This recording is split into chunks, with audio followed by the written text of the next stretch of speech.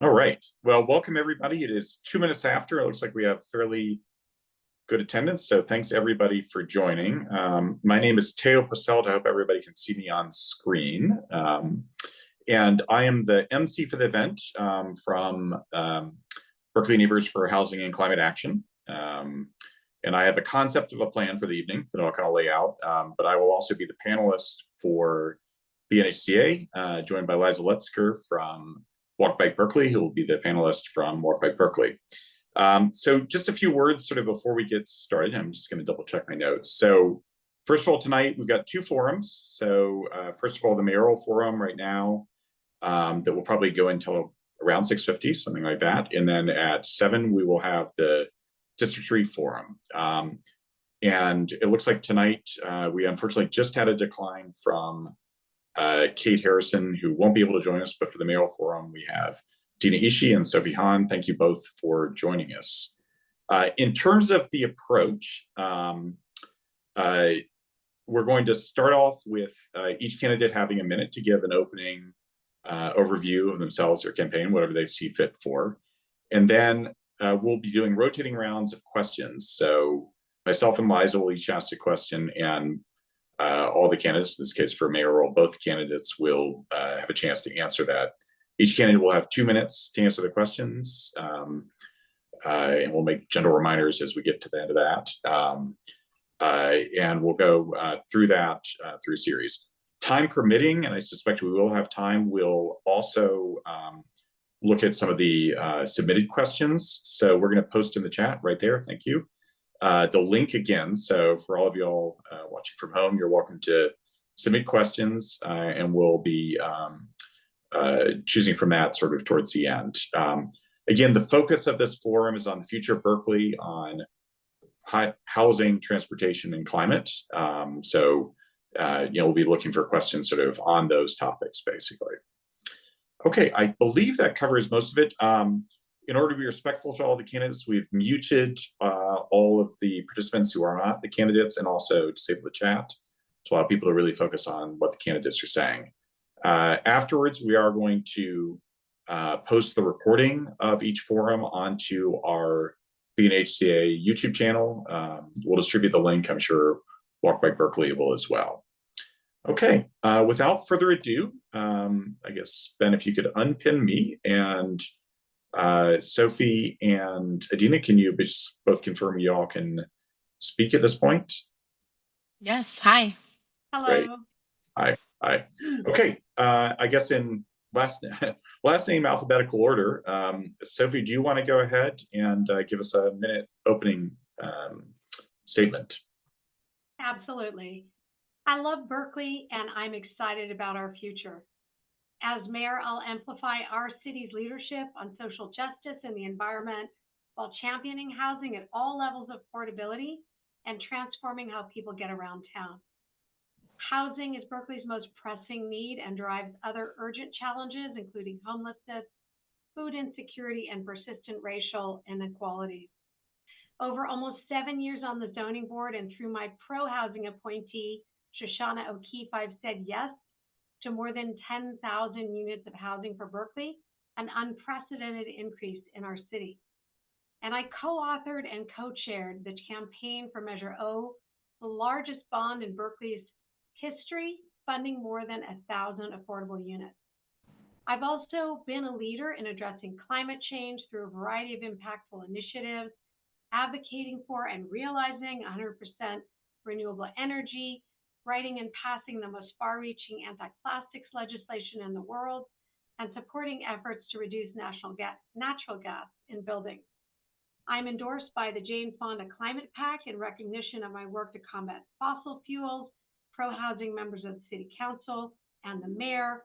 I'm also supported by the building trades, Berkeley architects, developers, and building professionals. And as mayor, I will continue my leadership to ensure that Berkeley remains a regional and national pace setter on housing, transit, and climate action. Great, thank you very much. Adena, would you like to go next? Yes, hi everyone. Good evening. My name is Adena Ishii. I have lived in Berkeley nearly half my life, and like many folks, moved up here because I wanted to attend UC Berkeley.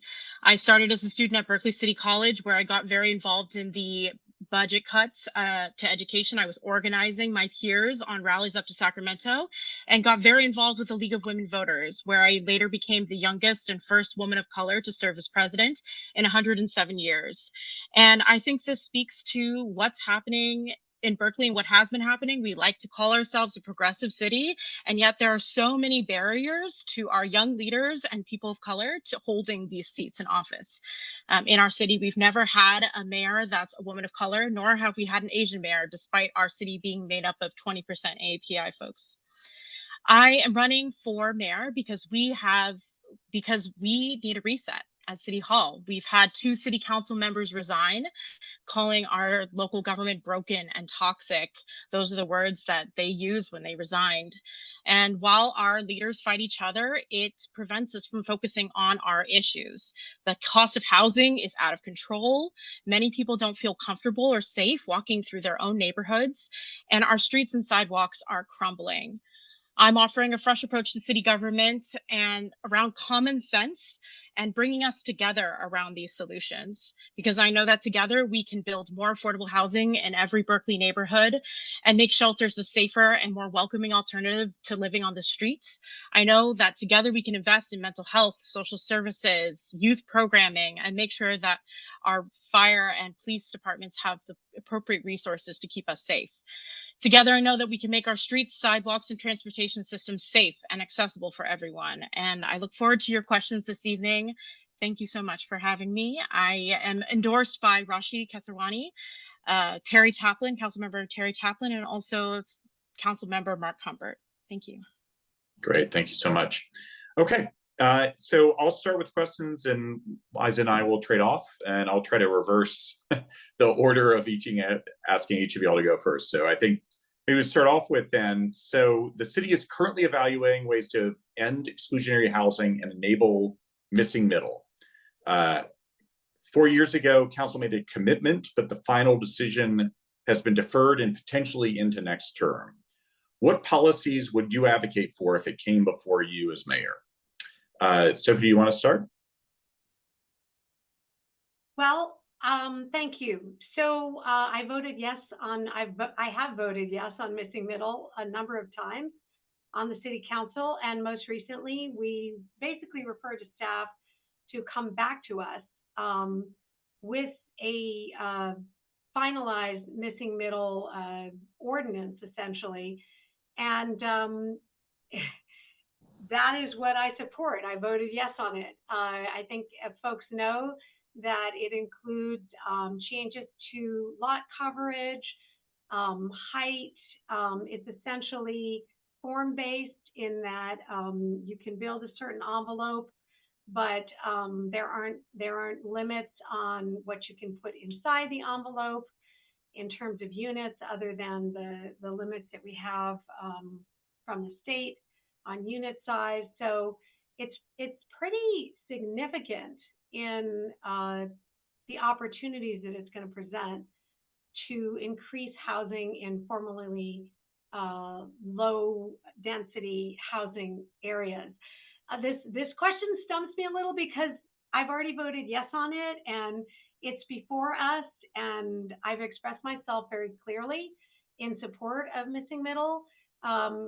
With respect to the fire area, we are waiting to see what the evacuation study shows. But I do think that there are opportunities for us to potentially cap total building on every parcel, regardless of whether it is 1 unit or 5 units, because fire doesn't know the difference between the number of units. It just consumes flammable materials. So I'm hoping that we can find creative ways to address the true challenges that we have around safety. They are not made up issues, and you know, we have what we want to do, and then we have realities we always have to work within. But other than those concerns, I've been supporting what the council has put forward, and we've had, I think, unanimous votes on all of this. So that's what I support. I'm on the record. I don't need to, sort of come up with something else. Okay. All right, Adena, over to you. And I should have said, I'm sorry, before you started, Adena, should have said, just a reminder, we're asking for kind of 2 minutes, and Sophie, this isn't a dig at you, you were within it. So just a reminder. How long was mine? Oh, it was right about 2 minutes. So this wasn't okay, great. And is there someone keeping time who can show us? I don't think that we have a minute. We're fine. So thanks. I'll just say it's super helpful for us if maybe someone can keep it and just kind of do like that, or kind of wave when it's time, because it's hard to track it. Okay. I think Oren is implicitly volunteering here. Are you good? Right. Yes, great. Okay, there's a waving hand. It's time. Yes. Thank you. Appreciate that. All right. I have a little stopwatch here, so I'm okay, Oren. If you're trying to get set up still, don't worry. I can start.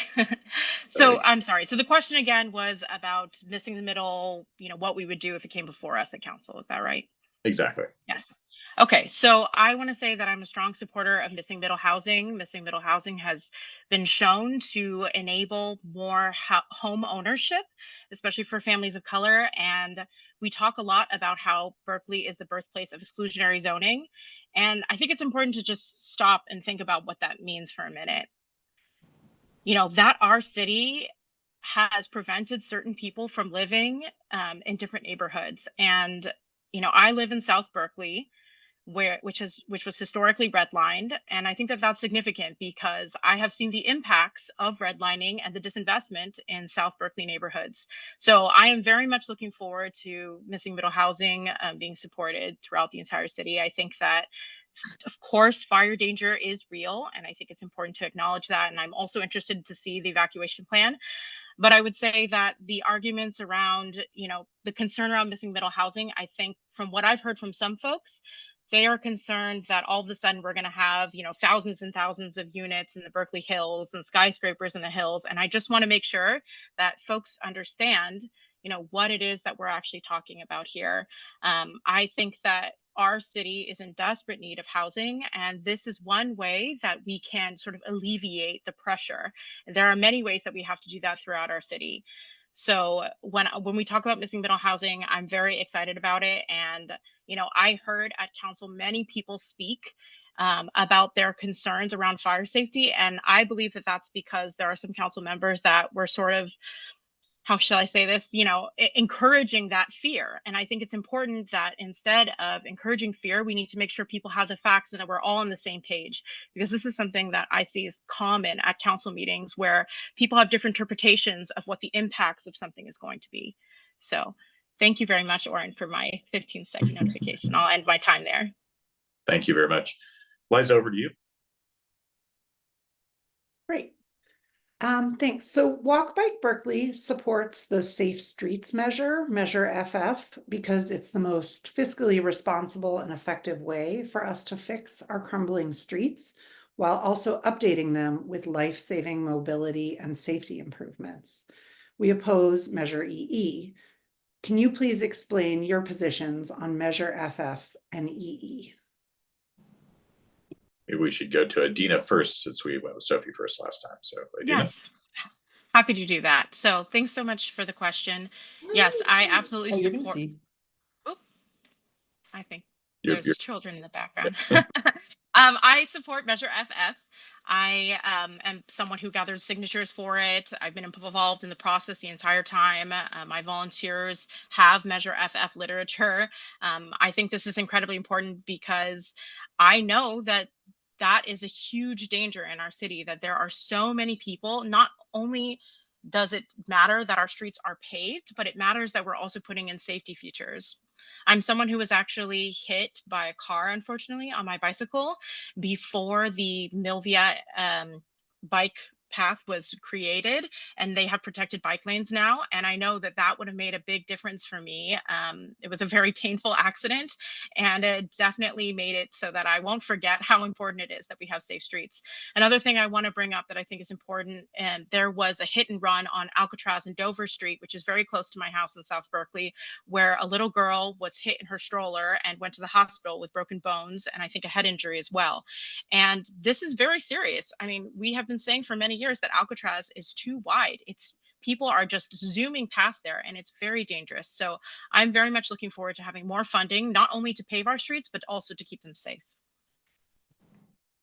Great, thank you. Sophie?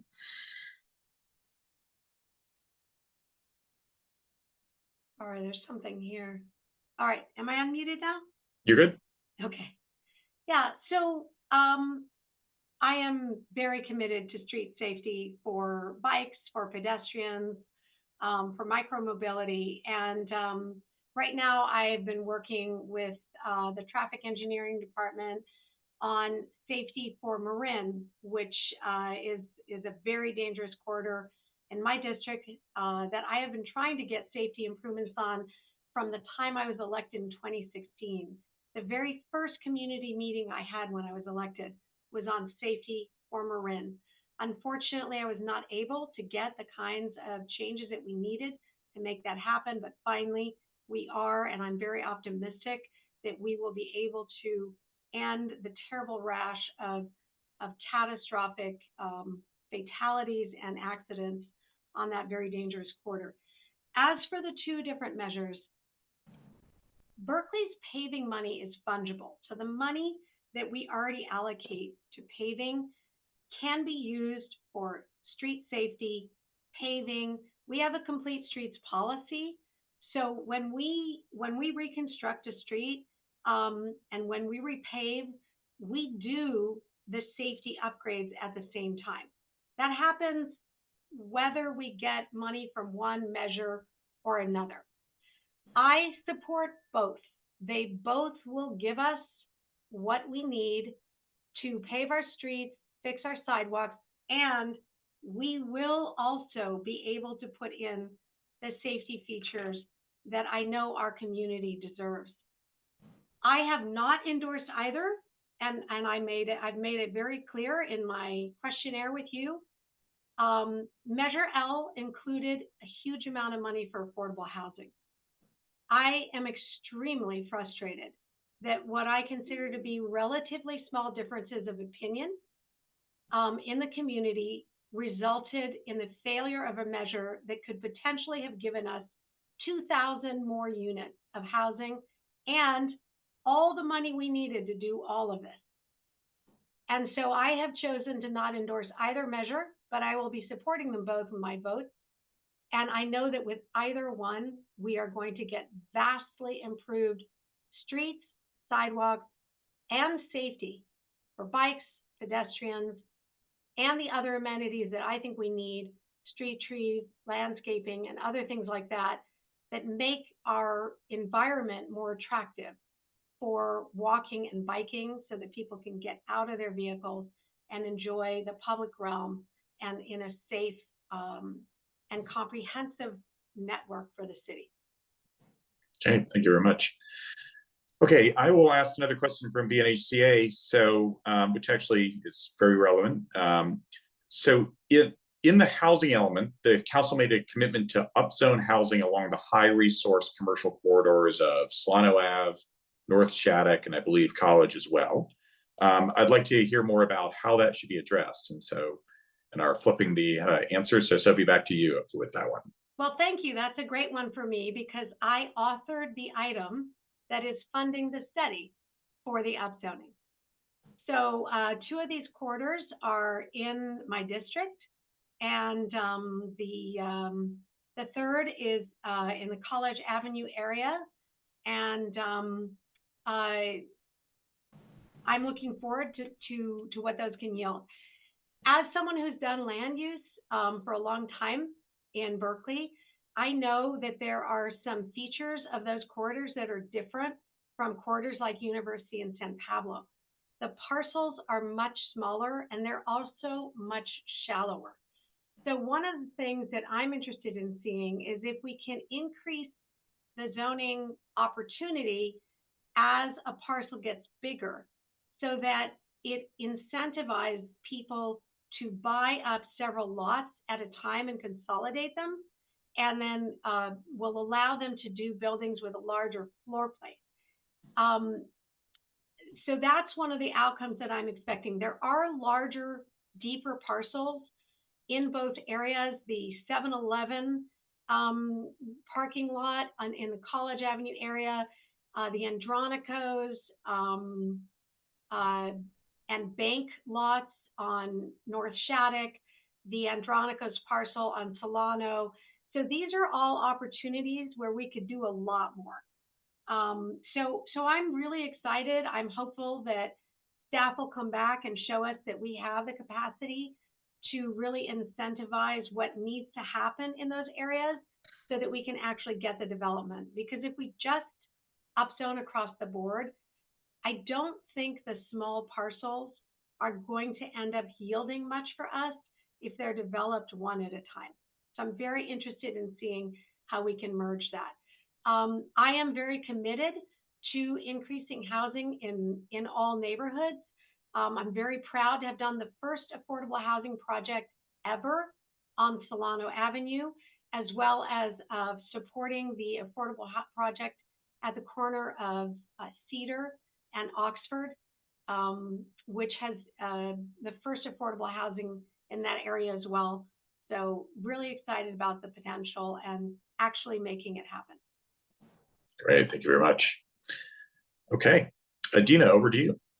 Yes, thank you so much. Yes, I'm very excited about the housing element and the opportunities to, upzone different neighborhoods and allow for more housing, especially encouraging them along transit corridors. I think this is so important when we talk about climate change. We also need to be talking about housing in the same sentence, and or at least, metaphorically speaking, because I do think that not only does it enable people to get from where they're from A to B, from home to work or school or wherever it is, if they're on a transit corridor, but it also does help and support local businesses too. And I love the idea of being able to walk, from my home to, a store or a restaurant or a cafe. And I feel very excited that in South Berkeley, we've been getting more local small businesses like that. One thing I want to talk about, because I feel like I could just have said yes, what I really want to also talk about is how there is a lot more housing that's being built in South Berkeley on the south side, and I would love to see more housing being built on Solano Avenue and in the north side of Berkeley. I think that there's so much opportunity there, and one thing that I want to highlight is that as there are some folks who are concerned about that housing, that I hope that we're creating more opportunities for the community to come together and be able to meet each other. Because as I've been canvassing around the entire city, I've heard some people with some concerns. And what I really want to make sure is that we're welcoming neighbors, because it's not just folks that are moving in from outside of the city, which of course they're welcome to, but it's also folks who have been living in situations that are less than ideal, that aren't safe for them, that aren't large enough for their families. And so creating more opportunities creates an opportunity for neighbors to live in safer, better apartments and units. And then something else I want to just share is that I'm someone who's experienced housing insecurity, and that matters because I understand the urgency that we really need to see more housing being built. And this is something that I am pledged to do. I'm committed to doing. Thank you, Warren. Great, thanks. Liza, over to you. So last year, the city put Hopkins Street safety improvements on indefinite hold after hundreds of thousands of dollars and countless staff and community hours had been dedicated to updating the street when it was to be repaved. What would you do as mayor to ensure that staff deliver approved bicycle and pedestrian improvements that are recommended in the city's bicycle and pedestrian plans, especially on high injury streets like Hopkins?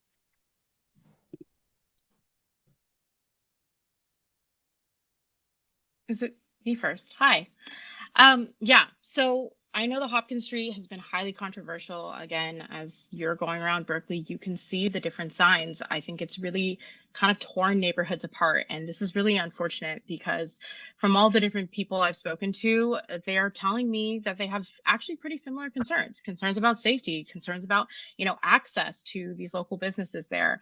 And I think a big part of this is that there are some folks who also have misinformation about this plan. And so understanding, the impacts, for instance, of parking and, how this will change when specifically there is more parking that's being monitored. I think that will also help with the flow of parking. So I think that one thing is making sure that we're all on the same page in terms of the information, because again, I have heard people say things that just isn't true. And I've been lucky enough to get a chance to speak with some of the planning commissioners, including Karen Perolik, at length about, what the plan would look like, the history of the plan. And I remember telling her, I wish that everyone could hear what you had to say about this plan, because I feel like it would be so much clearer for folks. And not everyone has the time to really sit and listen to someone talk about the plan and all the details of it. So for me, I feel like part of this is communication and making sure that folks are all on the same page when it comes to the information. But I am very supportive of having, bike lanes on Hopkins and making sure that we are providing more safety for that corridor and safe routes to schools.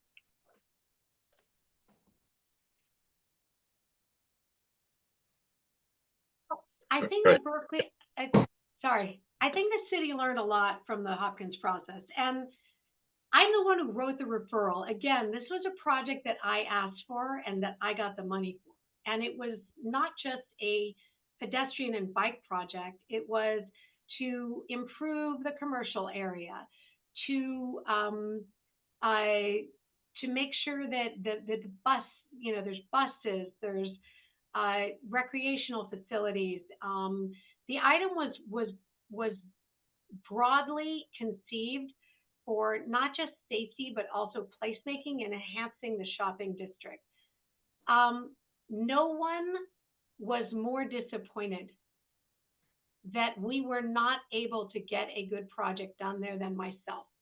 I spent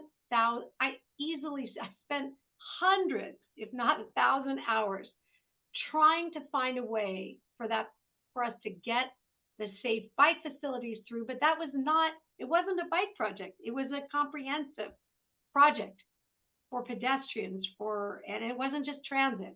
It was many things. And it was incredibly disappointing for me. But I do think the city learned a lot from the process. There were serious issues around communication internally between different departments. There were very serious issues with communications with AC Transit, with even with the Ecology Center that has to run their recycling trucks. And, it's never good to have a project that fails. But I also really do believe that we are much, much better positioned now to be able to do these projects successfully. There are a number of ways to get bikes safely through this corridor. I could do it right now if I had the will and the money from the city council or from the people of Berkeley. And by the way, I did vote yes on the project. I was absolutely devastated when my colleagues literally punished the neighborhood by not even paving the street, which in of itself would be a pretty significant safety upgrade given the condition. So I think we learned a lot, and I think we're going to be better coordinated and better able to deliver these kinds of projects in the future. And I certainly hope that's the case. Okay, thank you. All right, I'll ask another question. So I think, as you both know, the housing element calls for the city to build or allow 4,000 units of affordable housing. And the real constraint around affordable housing is funding. So how would you, as mayor, drive the actual funding of 4,000 units of affordable housing? So Sophie, back to you first. Thank you very much. I will drive it the same way I drove the more than 1,000 that we're getting now, the same way that we're getting 35%, guaranteed 35% affordable projects at both of our BART stations. The only way for us to fund affordable housing at scale is through a public subsidy. And so the only way to do that is to go to the public for affordable housing money. And the amazing thing is that in 2018 with measures O and P is for the support and supportive housing and also rehousing money for our homeless, and those have driven our incredible success. 45% reduction in unsheltered homelessness, unprecedented, primarily due to those monies. We got overwhelming support from the community. The community really, really cares about affordable housing. And if we want to do it at scale, that's the only way we're going to do it. Now, inclusionary housing, which increasingly developers are choosing to do because of the huge bonuses that they can get from the state for putting the housing in the building. That's also a really important component for us because that allows the affordable housing to be built everywhere that housing is being built in the city. And it means that that housing is built in real time. You don't have the delay of waiting until you cannot get the affordable housing fees on a project until the certificate of occupancy. So at the very end, then you have to put that into an affordable project that may itself take a number of years to finance and be built. So there's a big delay in those fees. And it's really good that developers are more and more opting to put the affordable housing in the units. Both are important to achieving those goals, but there will not be significant progress on that RHNA requirement. And it's beyond that, our moral obligation if we do not have a significant public investment. And that's why I'm so frustrated that we don't have the housing bond last time. And then we missed it this time again because the regional housing bond tanked. Too late to put it on the local ballot. And I'll go to Adena next, but I'll first say as a reminder, we were also very strong supporters of Measure L specifically for that reason. That was very disappointing to us at BNHCA. So Adena, over to you for the same question.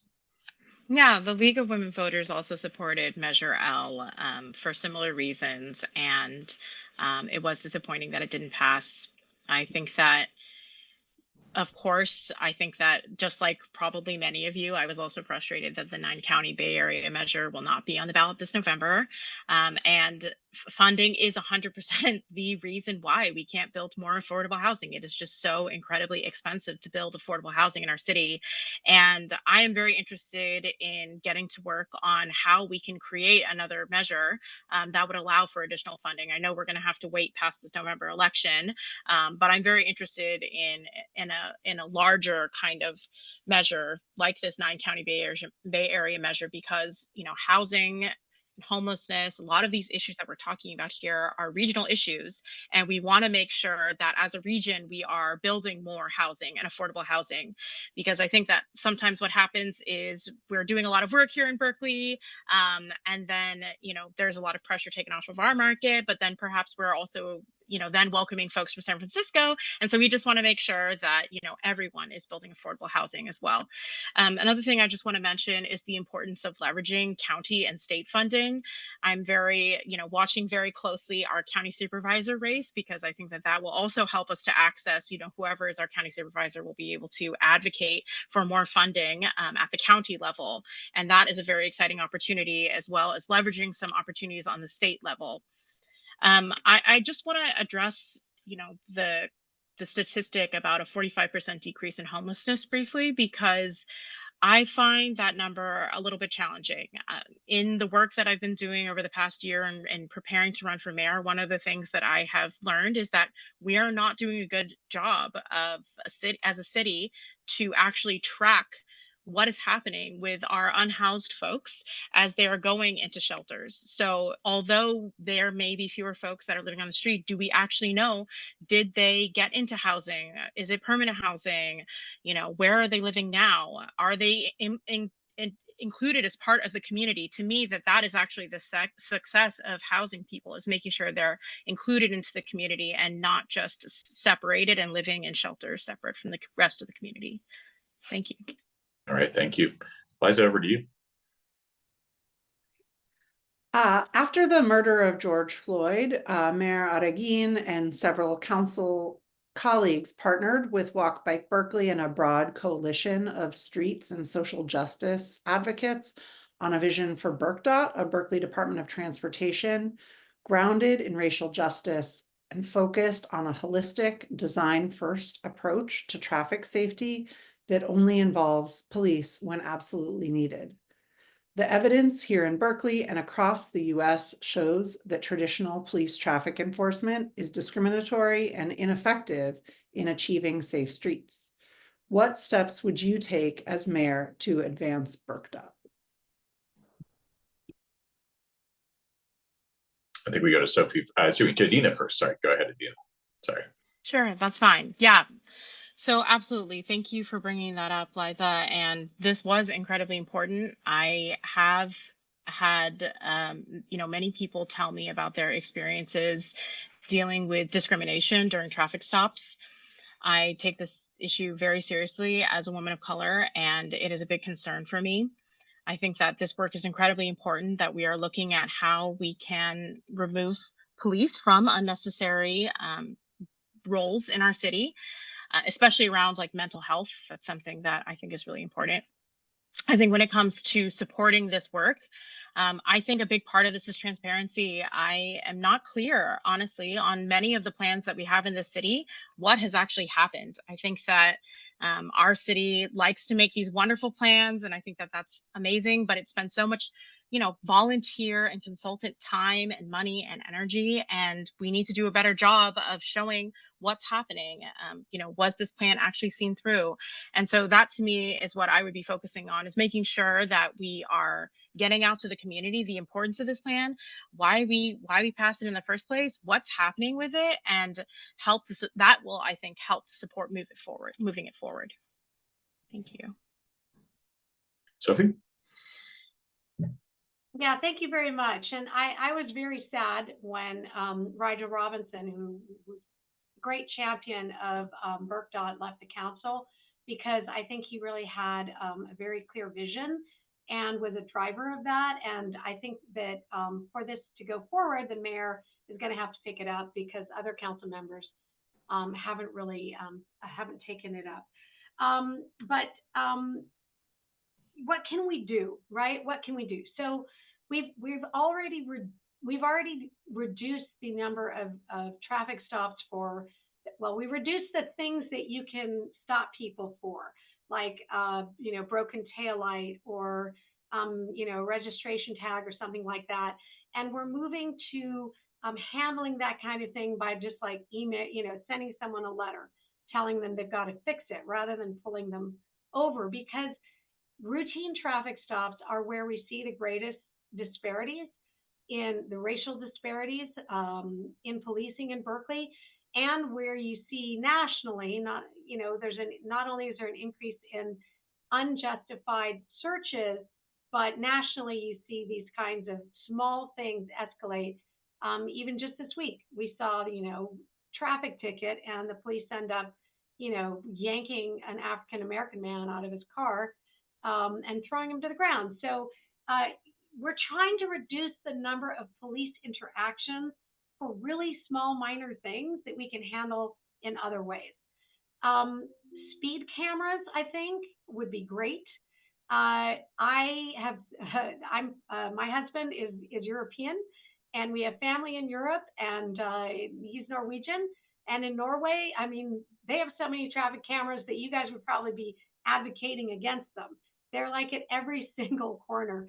And the existence of this constant monitoring of speeds has radically reduced the traffic fatalities. And you don't need police to be pulling people over all the time for things like that.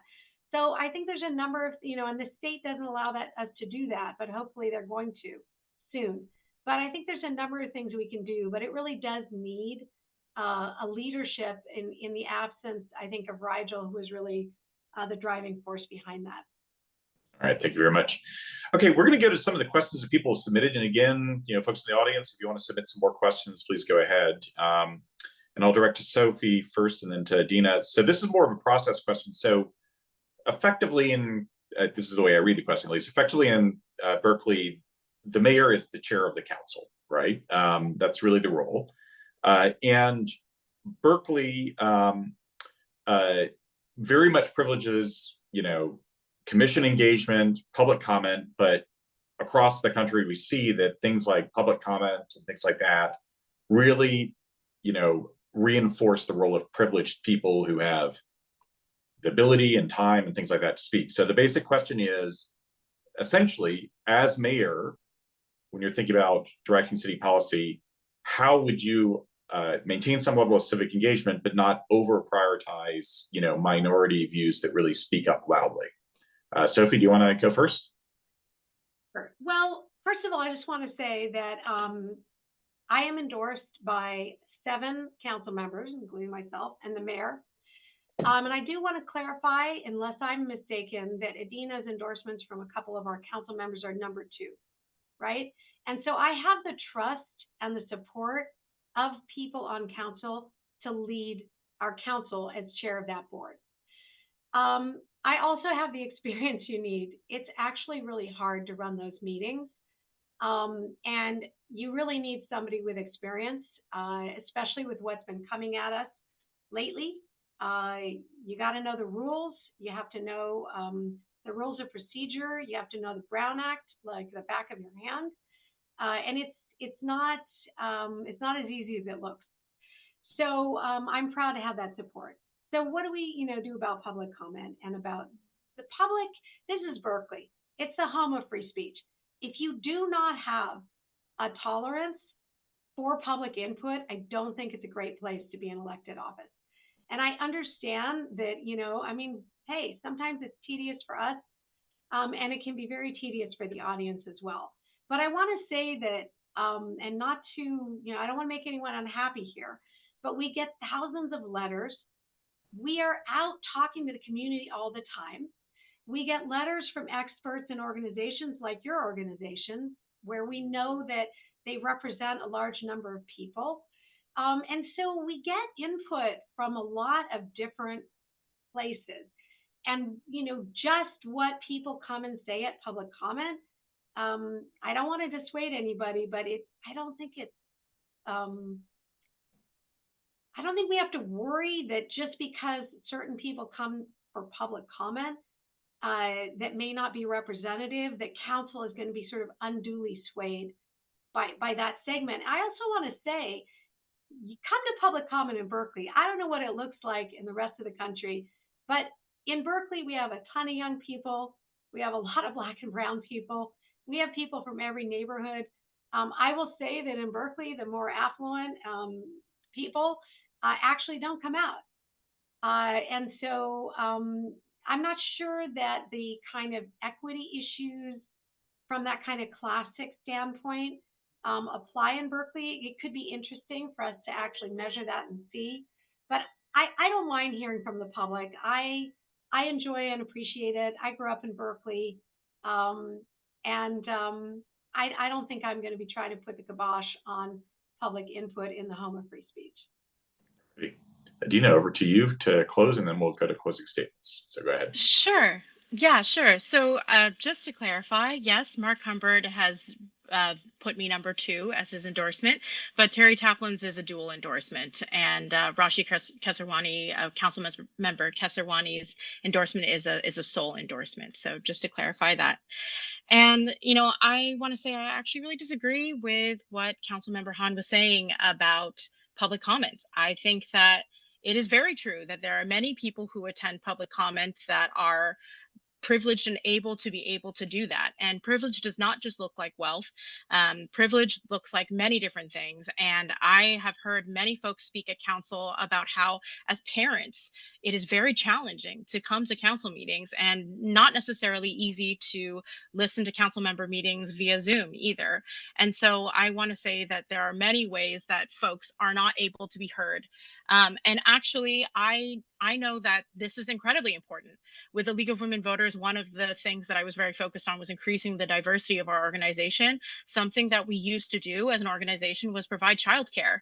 Are there opportunities for us to provide even just water water in council meetings. I think that it's really shocking to me that sometimes there aren't enough chairs, that there isn't water for people. This is, to me, an access issue. And I think that there's even opportunities to provide food, or potentially even see if folks would be able to provide childcare in some way so that we could enable more families to come. I've heard from many families that they feel abandoned by the city, that they don't feel like their needs are being heard. And I can really understand that, because when I go to council meetings, I'm telling you, yes, we may have a racial diversity and perhaps an age diversity of people who come to speak a public comment, but I would say that it's mostly the same people. Tell me that I'm wrong. I'd be really curious to hear someone tell me differently, but I see a lot of the same people at every council meeting. And that to me says that we're not doing enough to reach out to the community. And so, I'm very interested in seeing if we can hold additional forums in different neighborhoods, coffee shops. I'm very interested in continuing to go door to door, as I am doing now, so that I can speak to people directly, and creating more opportunities where people actually are so that they can have their voices being heard, because this is an important thing in our city. We need to hear from all people. Great, thank you very much. All right, now we will go on to closing comments from each of the candidates, and we'll go to Sophie first. So again, 2 minutes for closing comments, and then I'll do a little bit of closing. So over to you, Sophie. Well, thank you very much, and thank you for having us here this evening. This race, there's very little difference in positions that different candidates are taking. What I think this race is really about is who has the experience, who has the trust of community members, elected officials, and who has the staying power. Because sticking with it, even when the going gets tough, is an important part of being Mayor of Berkeley. I can tell you that being a council member is fun, exciting, interesting, but also challenging. And I know that being mayor is even more so. I love this community. I grew up in Berkeley. I've raised my own 3 kids here. I've spent most of my life in Berkeley. I've been devoted to our schools, to our libraries, and to our values.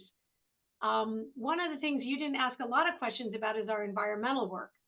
And I'm very proud of the work that I've done on the city council as a leader in bringing 100% renewable energy to every single account, every single electricity account in Berkeley, writing the most far-reaching anti-plastics legislation. Plastics are fossil fuels ever passed anywhere in the world, receiving prizes and acknowledgement for that across the Bay Area, and increasing the tree canopy, in incentivizing people to move towards a plant-based diet, trying to produce a share economy, very comprehensively working on environmental issues, as well as housing and transit, because there's a lot of different things we need to do. I have the experience, I have a track record of getting things done, 10,000 units, not just saying I care about housing, but actually making housing happen. Not just saying I care about affordability, but actually making affordability happen. I have the experience, I have the commitment, I have the staying power, and I have the support. And I hope that I will have your support as well. Thank you very much. Adena, over to you. Yeah, I think it's interesting that Councilmember Hahn brings up experience, because I think it's important to think about what kinds of experiences that we have. And I think it's also important to acknowledge that, as the youngest person in this race, that it is pretty typical that folks would criticize my experience. And I think we need to ask ourselves, what kind of experience do we want to have from our mayor? I think it's important that I've had personal experiences with these issues. I think it's something that gives me a depth of perspective that is valuable in these conversations. I'm someone who's experienced housing insecurity. Unfortunately, I've experienced domestic violence. I've been mugged in my neighborhood in South Berkeley. So when I talk about public safety, I really understand what that looks like. And also because I've worked in 2 different district attorney's offices, once in the human trafficking unit in Alameda County.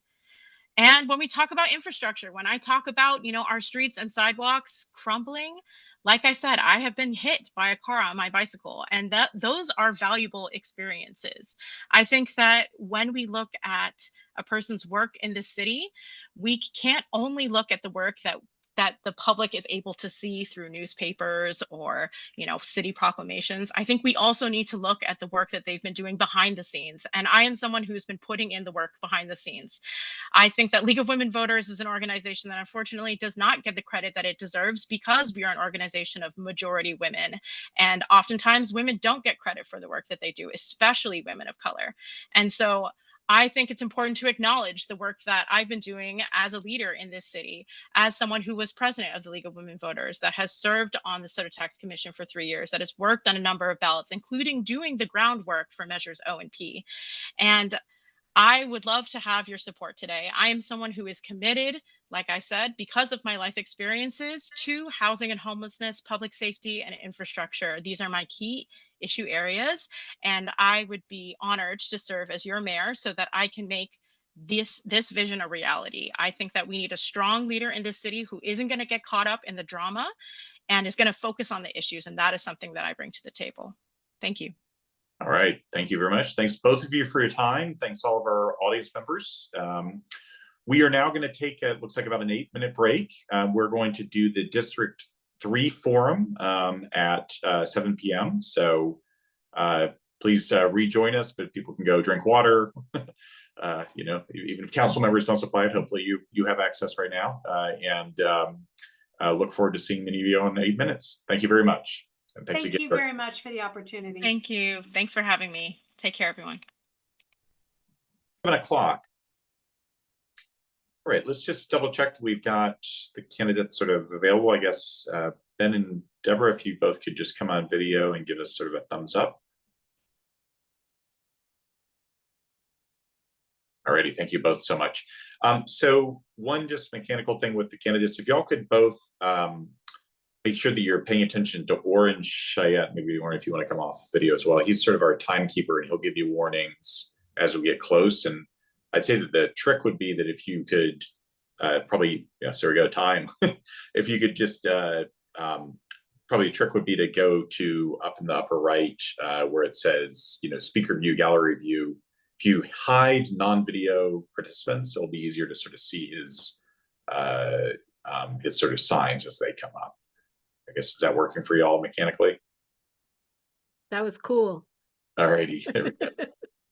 All righty. So again, just ask for you all to pay attention to his input. All right. So let me go ahead and get started. And I'll just sort of take it from the top because people might have joined since the last time. So my name is Teo Poselt. I'm the MC for the evening, as well as the panelist from Walk Bike Berkeley. Welcome to this panel discussion on the future of Berkeley, focused on issues around housing, transportation, and climate.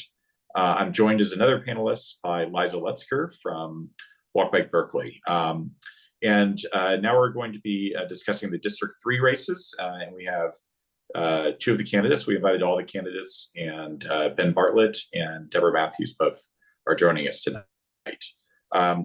Just in terms of kind of the mechanics, we're going to start tonight with a 1-minute overview from each of the candidates as an introduction. We will then go to a rotating series of questions. So both Liza and myself will each ask a question in turn and give a chance for each of the 2 candidates to answer that question before going on to the next question. And then Liza and I will hand off. In terms of the answers, each of the candidates will have 2 minutes to respond to each of those questions as we go along. Towards the end of the time, we should have time for some audience questions. And the way that we do that is there is a link where people can submit questions through it. And thank you, Ben, for Ben, for submitting the link there. And so if people have some urgent questions they want to ask, go ahead and do that. And towards the end of it, we will go to that. At the very end, each candidate will have 2 minutes of wrap-up time. In order to be respectful of the candidates, ensure focus on their questions, we have muted all participants, aside from the candidates and the panelists, and disabled the chat. We are recording the session, and we'll post it on the BNHCA YouTube channel afterwards, and both Walk Bike Berkeley and BNHCA will distribute the link. I think that's basically it. So with that said, why don't we go ahead and start with the candidate introductions. So we will do it in alphabetical order by last name is the way we do it. So Ben, over to you for 1 minute. Is that Ben Gould or Ben Bartlett? Well, hopefully, unless Ben's registered for different races for you. Just kidding. Thank you. Good to see everybody. Hello, Ben Bartlett here, City Council Person, District 3. It's interesting. Last night at our very long council meeting, I'm a little tired, very long, but we learned that we housed 1,700 homeless people since I've been elected. And that was amazing. And I'm really glad to hear it. And I want to say it's not a surprise because we focused on it. It's a direct result of our actions. I ran for office because my mother and a group of her friends were all displaced, and they were seniors, and some of them went in a bad direction. And so that made me focus on these exact issues, on housing, on homelessness, on poverty, on wealth creation, on equity. In particular, because I didn't know about the housing crisis until that moment, I learned about the housing crisis. So I've dug in deep on it, and I think to great effect. We've ended single family zoning. We have launched 1,000+ affordable homes. They're in development. We've had a 90% drop in Ellis evictions. We're closing the transit village at Ashby Bart. We have really launched an entire panoply of housing solutions, from group living to senior housing, affordable housing, family affordable housing over at the credit union over on Ashby and Adeline. We created the specialized care unit to let police free up and work on crime and bring civilians into mental health care response in the streets. And as a result, as I said, percentage-wise, we've lowered homelessness this year by 45%, which represents the best record in the country, if not anywhere. I've raised $3 million in gun violence prevention programs. We have redesigned MLK after many years. We did a walk. Some of you were there with us, and we walked that corridor, those streets with transportation, took notes. We passed the notes, and now we redesigned it. So there's so much more, but I just look forward to hearing from you and learning about what your concerns are and how to articulate them going forward. Thank you. All right, thanks, Ben. Deborah, for you, if you want to take 2 minutes to introduce yourself, go ahead. Sure. I'm Deborah Matthews, candidate for Berkeley City Council District 3. Despite our best efforts, South Berkeley continues to be overlooked. What does our community need? I often ask myself. South Berkeley needs leadership who will keep the needs of our community and residents and businesses front and center with our mayor and council. I am the leader who will shepherd our city to take that action to support our district and not observe its continued decline in economic investment and public safety. I have 30 years of unwavering commitment to our city. I am eager, I am ready, and ready to serve as the council member for District 3. I have served on the board of Oakland and the World. We recently delivered 79 units of very low income housing to formerly incarcerated women and men, and also supported them in starting new businesses. I am committed to delivering low income and missing middle housing at the Ashby Bart and throughout our city.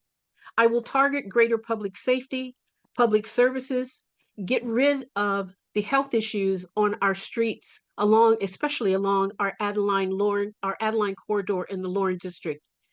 The smells of urine and human defecation. We need to make sure that there is better public safety in our community. While there have been 1,000 units of housing created within Berkeley, none of those 1,000 units, or very few, I think a total of maybe 8, have landed in South Berkeley. The need for affordable housing here is tremendous. We need to have homes for our low income. We need to have homes for our working families. I am the leader who will bring that forward, and I am committed to serving our community and not looking to move to a higher office. Thank you so much for this opportunity to speak with you. Great, thank you very much. Okay, I'll ask your first question. The city is currently evaluating ways to end exclusionary housing and enable missing middle housing. Many of you know that action was deferred and might be deferred into the next term. So if it were deferred into it, what policies would you advocate for if it came before you? So Ben, I'll start with you again. Well, thank you. And of course, I co-authored the Missing Middle Housing Resolution, and it's a big part of my work. And I wrote a paper calling for this the first month I got elected, about walling off people in low-income communities. So the missing middle, it's interesting, right? So the issue is that the fire areas in the hills all of a sudden thwart some of our efforts. So right now we've commissioned an evacuation study so we can really do a data-driven way to include the hills into this housing diversity. And I think that'll serve people trapped in those big houses. It'll also go a long way to achieving the actual fundamental goals of missing middle housing. Also, it's important to remember that SB 9 has already made it possible to divide lots, and there's only been 2 applications so far. So my understanding is that according to the contracting community, the building community, the work is not incentivized enough. It's not lucrative enough for that work to take off. So I do want to caution against over exuberance about it, but we will land it right and make sure it is equitable and as expansive as possible. Great, thank you very much. Deborah, over to you. Yes, I totally support the missing middle housing moving forward. And I think for me, one of the key elements in talking to our stakeholders here in South Berkeley, the critical point is making sure that we are looking at this through a very equitable lens. Not only that we do that in the confine and the process of developing the plan, but we make that very clear and explicit to the community as we move the policy forward. How we plan to make sure that everyone is included. Low income and moderately income small property owners want to participate in addressing the housing need. They want to be a valuable resource. But as we look at it, oftentimes they are priced out, and through historical redlining and racist policy, they have not been able to participate. I want to ensure that we are giving them the comfort zone, the knowledge around the policies, so that they know that they are included every step of the way as we move forward to a more inclusive Berkeley. So that would be my most important area and lens to take a look through. Great, thank you very much. Liza, over to you. Great. So Deborah, this question is going to go to you first. Yes. Walk Bike Berkeley supports the Safe Streets measure, which is measure FF, because it's the most fiscally responsible and effective way for us to fix our crumbling streets while also updating them with life-saving mobility and safety improvements that help us achieve our climate goals. We also oppose Measure EE. Could you please explain your positions on measures FF and EE? Yes, my position is that I support Measure FF. I think that we have to take a very critical look at both of these measures. And one of the things that happens with Measure FF, it gives us the best opportunity for outcomes for the long vision of moving forward to creating the best opportunities for safe streets throughout our city. I will be in support of that. And there's no need for me to go into Measure EE because I have decided that that is not the position that I will be taking.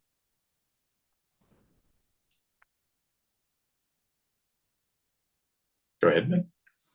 You know, it's really important. I was at a meeting this morning. It's my 4th meeting on this topic, the topic of kind of future mobility, right? And so these operational design domains are emergent. And it's important to realize that you have to build for the future. In the future, there will be many less cars. They're going to be group cars. They'll be autonomous. There'll be neighborhood cars, really enhanced shuttle experience. And so there'll be bicycles, walking, and shuttle experiences. So Measure E, Safe Streets, which I sponsor, which I endorse, which I'll be carrying and helping support and pass, which I believe in it tremendously, represents the future of our infrastructure. So it's important that we pass it. Alrighty. Thank you very much. Okay, I will ask another question. So, as you know, the housing element plan for 4,000 affordable homes. And the major constraint on affordable homes is, of course, funding. As a council member, what would you do to ensure that we have sufficient funding for 4,000 affordable homes during this window? I'll go to Ben first. Go ahead. So it's funny, these conversations are continuous. So for instance, the Model Schurig building, which is family affordable housing, 87 affordable units in South Berkeley at the old credit union, are going to open up in November. 87 units, by the way, Deborah, not 8. We used cap and trade funds on it. It was the first use of cap and trades used for housing in California, in urban infill. So, we have to leverage what we did before, the transfer tax, which is up on the ballot again, which I also support and sponsor. So we have our own homegrown money. There's also the tried and true formula of inclusivity, right? So inclusive zoning and benefits to developers for including units on site, which also goes a long way towards diversity, right? Economic diversity and the attendant racial diversity along with it. And also new forms of revenue that we can discover. But right now, the people are kind of at their limit, I think, for taxation. So the new forms of revenue are going to have to be born from other sources, like cap and trade, or an upcoming tax upon these new autonomous vehicles as they emerge, things like that. So creative sources of revenue are tried and true formulas of inclusion, and the transfer tax being reallocated once more. And I think between the three of them, we can get something done. I'll say a slight editorial. As a lifelong co-op credit union member, that was my favorite project and use of their land. So I was very glad as a member to see that happen. Over to you, Deborah. Sure. And I'll start with the co-op credit union. I was on the board of directors in implementing and bringing that forward so that we have the housing at the Mayoral Forum. My position on 8 units, Ben, is accurate. Currently, 8 units have been completed, and that's the housing that is done. The Mayoral Forum building is not yet open, and it is a by right project and not something that was led by you for housing development here in our district. In addition to that, the funding sources, we need to look at private-public partnerships. I think that would be one of the key elements, and looking at grant opportunities like with Pro Housing 2024, which in the beginning of August, Berkeley was just approved for. We need to look at the most creative options that we can to bring about addressing our housing need, making sure that we do rapid build and meet the needs of our community as effectively as possible. I think the in lieu fee through the Housing Trust Fund continues to be an excellent resource.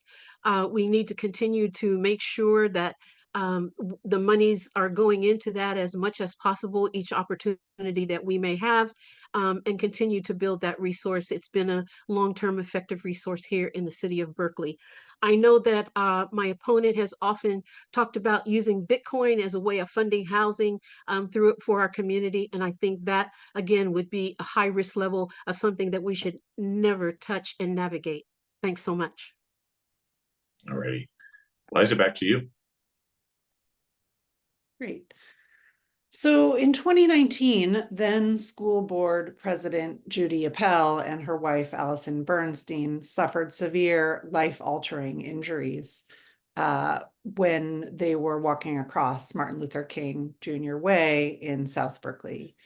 This year, the city completed a number of evidence-based pedestrian safety improvements along the portion of MLK where the collision happened. What are your lessons learned from that project? Deborah, go ahead. I'm so glad you brought this question forward. It was a very sad moment for all of us throughout Berkeley to have this incident happen, this tragic accident happen, and we're thankful that they have both made recoveries. For me, as a person who traveled that intersection of Stewart Street quite often, it took far too long to remedy that intersection.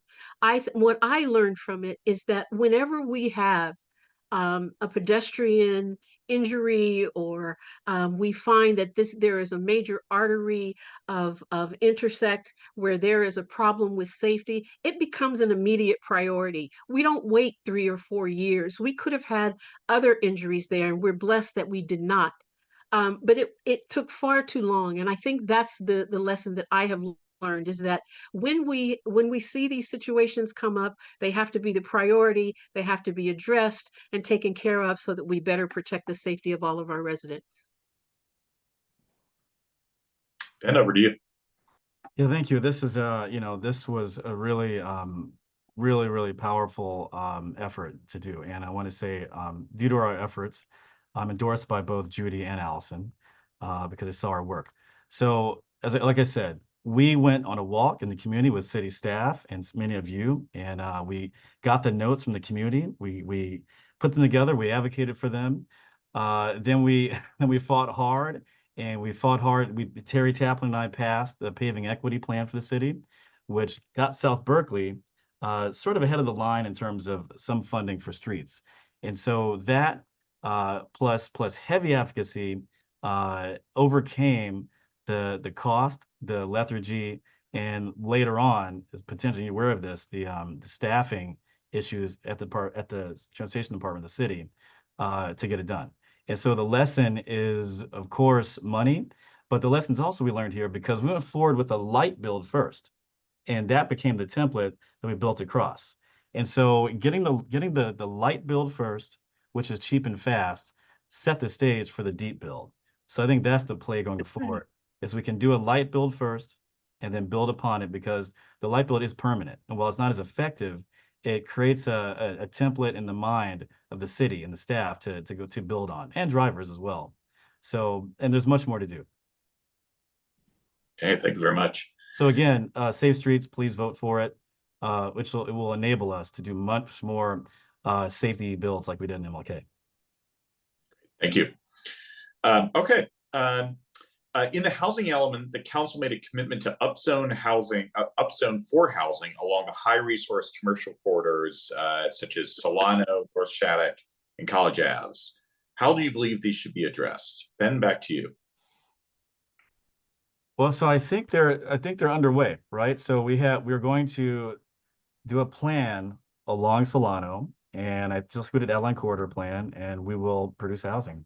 So there's also the state law has given us wind upon our backs, and the overall timber of the city, I think, has evolved to accept new housing without too much pushback. So I think we're just going to go forward, and the council supports it, the state laws support it, the market supports it. So I think we'll be okay. But it will take sustained advocacy and a smart approach on the planning process that will be undertaken along Solano in particular. But I know that many people there want the new commercial activity, and we can achieve it. We've done it before. We'll do it again. Deborah, over to you. Can I get the question again, please? So in essence, and as part of the housing element, the city's committed to upzone for housing along the high resource commercial corridors, Solano, North Shattuck, College Ave. How do you believe this should be addressed? I think it should be addressed in a way that it is provides the walkability and the housing that's needed along those corridors. With inclusionary zoning now, we are able to bring housing to those areas that have not had to absorb the housing impacts in previous years. So I think it's a great opportunity to create more equity and diversity throughout our city. I think that it's the key and solution to uniting us throughout our city of Berkeley in the element and the absorbing the shared impacts of the need for a tremendous need for housing throughout our city. Great, thank you very much. Okay, and I'll remind the audience one more time that you can submit questions through the link, and you should be able to see in the chat the link. So please, if you have any questions that you'd really like us to ask the panelists or the candidates, excuse me, please do so. But over to Liza for our last sort of scripted question. So Liza, over to you.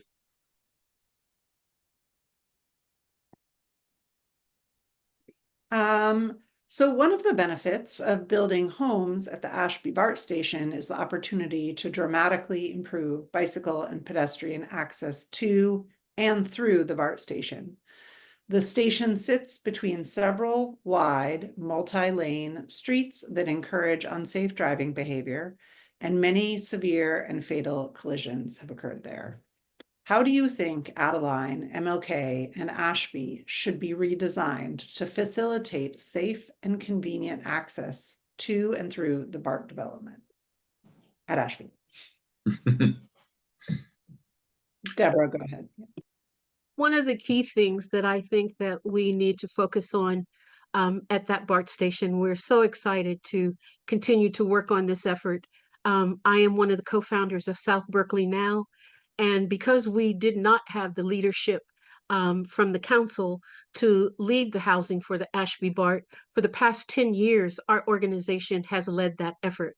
And we're getting closer to finalizing the negotiations for our community. And I look forward to us finalizing and developing this plan. In talking with the community members, I've spoken with several folks who have gone through experiencing crime issues at the Ashby BART. And one of the key elements is that it's a walk down to the entrance of the BART, and it's below street level, and you cannot see the activity that goes on at that entrance. All of the people that I know that have been attacked in those areas that have provided information to me were all women. One of which who said that she met with District 3, to our council member, to talk about this, and was pulled into a bigger meeting regarding something else. I don't have any additional details on that, but I think it's really important that we make an effort to provide the highest level of safety in this redevelopment. It's really important that we make it bikeable, and we implement the street diet so that we move to a 2-lane option rather than a 4-lane option, which will provide greater safety to our community and really support the small businesses that are along our Adeline corridor.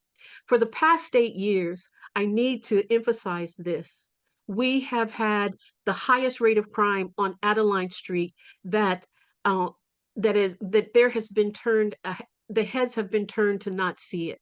There was a murder committed on August the 16th, and there is currently a drug war, a turf war going on in the heart of our district. We've got to change this. Right, over to Ben for the same question. Wonderful. So people don't realize that the vehicular homicides and incidents like that are centered in the formerly red line areas. So, part of our job has been to convince people to understand that road narrowing, pedestrian safety, walkability is a civil rights issue as well at its core, really. So I'm excited that due to the legislation we wrote to fund a study to narrow the street and the benefits coming from the building itself, and I created legislation to create what's called an EIFD, a special finance district, which will be used to do creative financing to build more infrastructure around the property and all along Adeline. We're going to have a narrow street, and we're going to have bike lanes and a Greenway Parkway. It's going to be amazing. And so this will go a long way to transforming the community, and very bikeable, very walkable, and really a lot of fun. I'm excited about it. It's important though, because there were groups who almost shut down the project, and BART was ready to walk away over this power station issue. People were really upset about it, and so we had to rescue that and keep it from going off the rails. There's someone in this meeting who is opposing it, but I won't name names. But we have it, and we are tomorrow. There's a meeting tomorrow at 5:30. Actually, I think it's 5:30.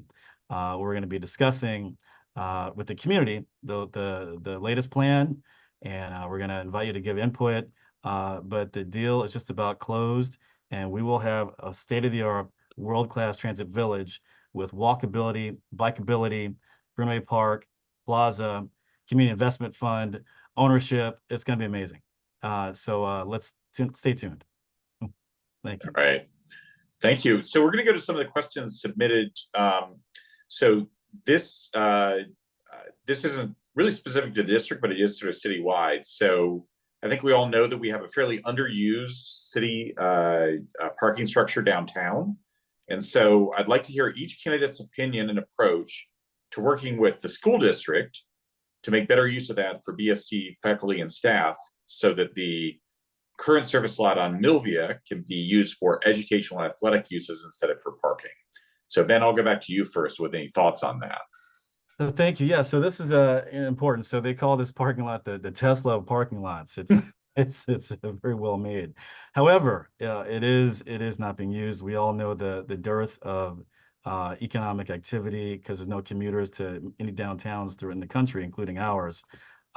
So we have an issue in South Berkeley where there is a greenway, a green area that we value very deeply under threat by the school district.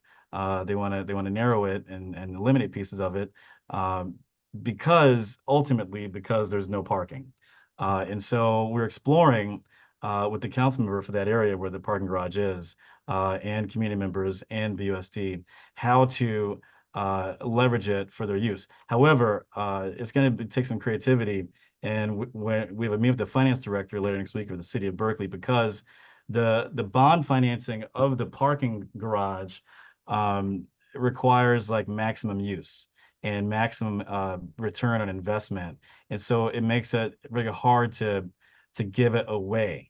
And then BUSD is saying that they're under tremendous fiscal pressure and cannot buy the slots or rent the slots. So it's going to take a little creativity, and our finance director Henry Okame is very astute, very creative, and I think we'll work something out hopefully. But there are some headwinds to it. All right, well, great question from the audience. Deborah, over to you. Same question, any thoughts?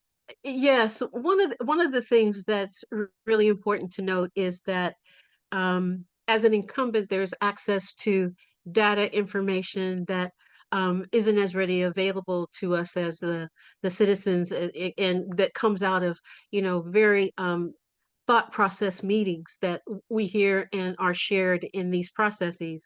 But one of the things that I would like to make sure of is that that we find a very good effective use for the space, and if it can't be used for the parking and there are alternative options that need to be considered, we go to the uses that the school may need that could be doable on that open site, and explore opportunities that are kind of out of the box, that can provide for the students in their well-being, in their physical needs, in whatever that can be creatively done to have the best use of that space. So that's where my thought would lie, based on looking at options and how financing may come into play and what the restrictions may be for the public school system. All right. The next one is a bit of a follow-up to something Deborah said earlier, but I'm going to ask both candidates. So let me try to rephrase it a little bit. So Deborah, in I think the first question around missing middle, you spoke of the need. I think the term was to involve lower income homeowners and property owners in providing housing in missing middle. Can you expand a little bit more what you meant by that? And Ben would also be interested in your thoughts around lower income homeowners, how they could get involved in housing production. So Deborah, to you first. Yes. In talking to property owners, one of the things that they've had the experience of is, and what I can use as an example is the approval of ADUs citywide and the opportunity of being able to create a second unit on your property. Many of the low-income property owners, people of color, have not been able to participate in that process due to economics, and historically not being able to have the opportunity of home appraisals being at equal value, home market sales being lower in communities where there are people of color, all of these factors that negatively impact the ability for income to make positive change.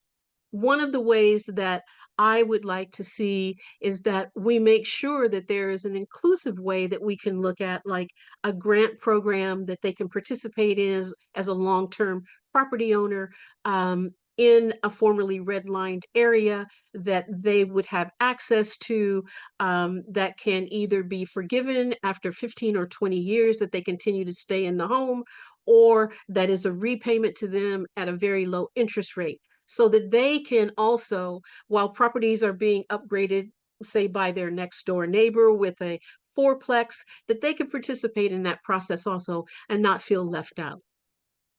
Great. Ben, over to your thoughts. Thank you. And so again, one of my chief concerns is economic well-being of people who've been left out of the system. After I saw what happened to my mother and those seniors when they didn't have any money and what happened. So, I've been working hard with these homeowners to help them develop their properties. And I want people like Deborah Matthews, I've connected her to people because she's good at what she does, because I want them to create wealth, and it's important. And I want Deborah to be successful too in that role. So, the issue right now with the homeowners, because even if you're a low-income homeowner, and I have a team of local bankers who do these loans and have these loan products, the issue again is the cost of capital right now, the cost of money, the cost of development are not making it feasible to do the small construction products that these local homeowners need. Unless they live in a place where they can be assembled in a lot to make a large apartment building. So I think the key will be is unfortunately, we lost a large county measure that didn't make the ballot, or the regional measure didn't make the ballot, that was going to have money for this. So going forward, I have an open doors initiative passed years ago. It's winding through the planning commission, and we're going to re-up it when it comes out and add to it. Because there is a way to facilitate this with some investment and some tax support for these homeowners. Because I mean, it's amazing when you meet a family, when they move away, you're like, why are you moving? And they're like, well, we got this house in 1950 or 60, and now it's worth $3 million, and they're living the American dream. And for a Black family that's had nothing, that feeling is incomparable. And so, if we can take advantage and capture this massive wealth that we have by accident, make sure it's shared equitably, then we've done our job. Thank you. Thank you. Okay. Liza, any final questions from you before we end? No, I don't think so. Thank you to both of you for sharing your thoughts. Yeah. Thank you very much. I thought it was a very thoughtful conversation. So I really appreciate both of y'all's time and appreciate the audience members that joined. Like I said, we will be posting the video to the BNHCA channel on YouTube very quickly, and look forward to sharing that widely. So thanks so much for the time, Ben and Deborah. Thanks for coming. Thank you. All right. Have a great night, everybody. Take care.